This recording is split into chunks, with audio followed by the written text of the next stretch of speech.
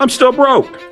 I'm still broke. And I'm going, what's wrong? What's wrong with the book? What's wrong with me? What's missing? And it took me a decade to 2 decades to realize wasn't anything wrong with me. And what was missing is that you have to get clear of the inner blocks in your subconscious before you can think and grow rich or whatever it is that you're trying to achieve.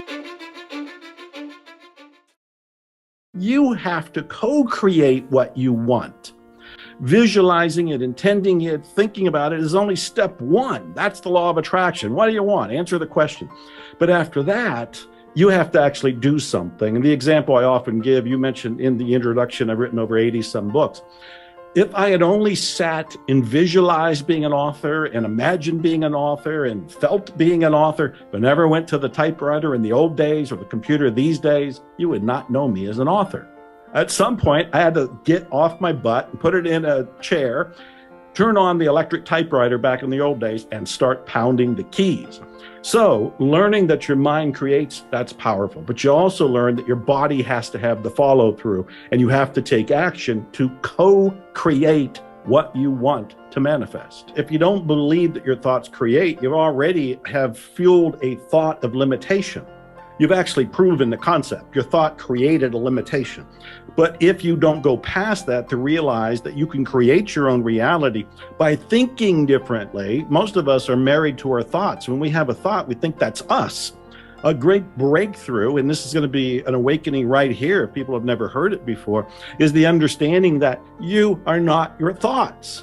You have thoughts. It seems to be part of the organic human experience that they just bubble up into consciousness.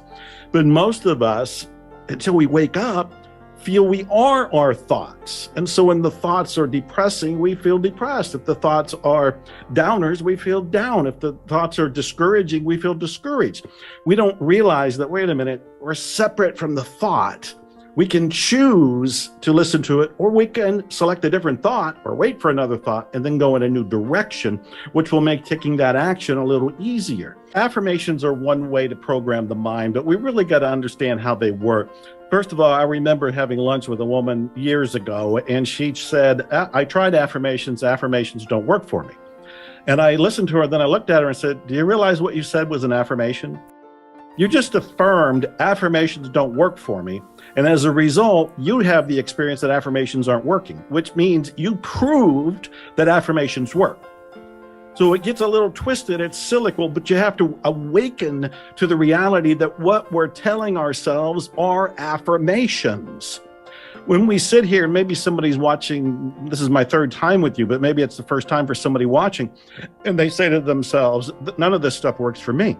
Or that guy's just full of it. It's all BS. Those are affirmations. They're repeating their own limitations enough that they believe them. The thing to realize is that you can change the direction. You can change the direction and start saying, like, affirmations do work. I intend to be a billionaire or a millionaire or have hundreds of thousands of dollars show up unexpectedly. When you first say these new affirmations, they won't feel real because they're butting up against the existing affirmations that are already hardwired in your brain. So what we have to remind ourselves is the way I got here is through the affirmations that were stated unconsciously. When I was homeless back in the 70s in Dallas and struggling, my affirmations were negations. It's like, nothing's working out for me. It's me against the world. I felt totally alone. I was angry. And everything I repeated were affirmations of self-destruction. But I didn't know it. I didn't know it because I wasn't in a coaching program. We didn't have a show like this. I was learning the best I could from the public library and reading books. But for the most part, it was a slow process until I realized how I already got to that point, homeless and later in poverty and traveling up the path of awakening, was by paying attention to my thinking. The existing thinking is from the previous affirmations. When we introduce new affirmations, we're going to feel like, oh, I'm just lying to myself. Of course you're lying to yourself. You're starting a new self-creation at this very point in time. As you keep repeating it, you'll get more comfortable with it. It'll rewire your brain, and it'll start to become the new truth. It'll become second nature to you, to the point where you don't think about it anymore, because now you have a new mindset. How did you get it? By creating a new habit. I think affirmations don't go deep enough. I think affirmations are the long approach to self-change. I'm not dismissing them because we got to start someplace. And by the explanation and the dialogue you and I just had here, it may be the breakthrough that somebody's been waiting for. They can finally realize, wait, I don't have to listen to the negative voice in my head. I can create a cheerleader of sorts. That cheerleader now has new affirmations. I'm going to start listening to the cheerleader in my brain. Now you're moving in a whole new direction. I think it's more powerful, and this is going to the next level. It's going a step deeper and ties into a lot of my current books and current research. And that is the idea that you use the affirmations to uncover the limiting blocks that are in the subconscious mind. For example, if somebody is sitting there and they say, well, I really do want to have more money, and Dr. Joe says, if I just start saying I am now attracting more money, I'll move in that direction. That's cool. That is a start. That's using an affirmation. But the next level is to pay attention to the rebuttal statements in your own head. When you say, I am now going to attract being a millionaire, whatever it is for somebody, and their little voice comes up and says, how in the world will that ever happen? That's not going to happen to me. It happens to Brian. It happens to Joe. It happens to the people in The Secret. It doesn't happen to me. All of that chatter needs to be cleared. That chatter is revealing the beliefs of limitation that are deeper than the affirmations. And in fact, when we release and erase those deeper levels of subconscious blocks, now the affirmations can deep dive and lodge. That can lodge because there isn't any interference. So the affirmations, just on the surface level, powerful. But also, I would say, use them to uncover the blocks in the subconscious/unconscious mind. As you find those, then we can start working on clearing them. When you clear them, magic happens at that point because you accelerate your results. The blocks are gone, and the blocks were all inside of you. They're not outside.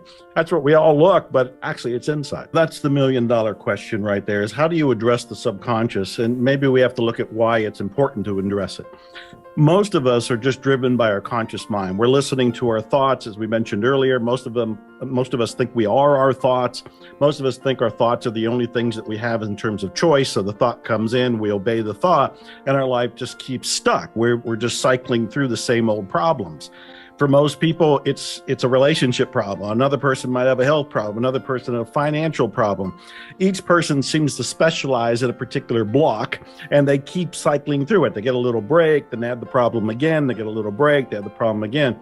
And it isn't until there's a wake up, and maybe it is for some people today, and they look within and go, well, maybe it's me. Maybe there's something in me that's running, a program that's running that is creating and recreating and rerunning the very same problem, especially when it's different for each person.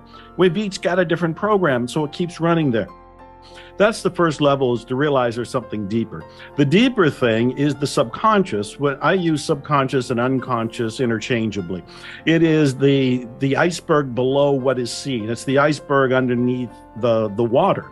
And that is the big database of experiences and programming and memories. And depending on what psychology and philosophy you look at, it can contain everything from past lives, or at least from your downline, your epigenetics lineage right there. It can all be in your subconscious. And we live from our subconscious. We think we're living from our conscious, but we're living from our subconscious. It's causing us to take actions. It's causing us to think in a different way, to believe in a different way. And if we want to do any change, it isn't just on the conscious. We have to go into the subconscious and kind of rewire it, clean it up, cut some wires, so to speak, in the software of the mind. And this is one reason why affirmations aren't my number one favorite thing to do, because we're still working on the conscious mind. We're trying to change the thoughts there. With repeated use and using it the way we've already described, will have an effect in the subconscious mind. We'll start to do the work there. But the really heavy-duty work needs to be in the subconscious. And Brian, I'm sorry, this is where I get on a soapbox, because I think this is my contribution to the whole self-help industry. I think there's what I'm calling a missing secret. And the missing secret is that you can intend all you want. You can visualize all you want. You can do every fancy, latest, greatest, trendy, new agey technique and self-help, self-improvement technique that comes out that you want to try. That's great. And they will work as long as you don't have a block in your subconscious. If you can get what you want by saying, this is what I'm affirming, this is what I'm going to take action for, and then you go ahead and you create it, you didn't have a block. You did it. You're done. You can go on to the next thing. But if you're repeatedly saying, I'm affirming more money, or I'm affirming health, or I'm affirming relationship, but damn it, block, block, block, it doesn't seem to happen to me.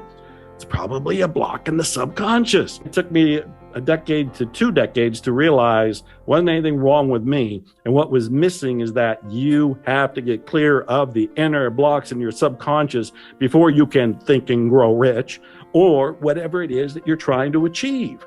I decided I wanted to be a musician. And that was great. I stated my intention. We all have heard about stating intentions. I stated my intention. Next thing that happened was profound fear and self-doubt. And I've said, whenever you try to do something you've never done before, you're going to feel fear. You're leaving your comfort zone. I was leaving my comfort zone. I almost gave up on being a musician because I almost talked myself out of it. I almost listened to the monkey mind saying, oh, you can't do it, and let the doubts rule. And then I realized, wait a minute, I'm the guy who was in the secret. I'm the guy who was teaching people to go for their dreams and expect miracles. So I had to get clear. I had to go within myself to find out what were the limiting beliefs, delete those beliefs, and then the short story is going from nothing, no music experience, no musical background, had never been in a studio as a musician, didn't have a band. Anyway, I have a band. I perform with the Band of Legends. We've recorded. I have 15 albums, 6 of them singer-songwriter albums. Some of my music's been used in movies. Some of my songs were nominated for the Posy Award. I'm saying all this to prove that once you get clear of those hidden beliefs in the subconscious, the things that you were wanting to create, to attract as results in your life, you collapse time. They happen almost instantaneously. You still do the work, but the work is play and the results are fast. I don't think the subconscious mind is trying to dodge the beliefs or the programs that are within it. I feel that with a little bit of probing, you find them. It's like just turning the light on in a dark room. It's like, oh, there they are, right over there. They weren't hiding, and they're not scary. This isn't some sort of Freudian secret demon box where we're going to unlock it and then all the spooky stuff comes out. That's not what this is about. We're only looking for the blocks to having, doing, and being what we want.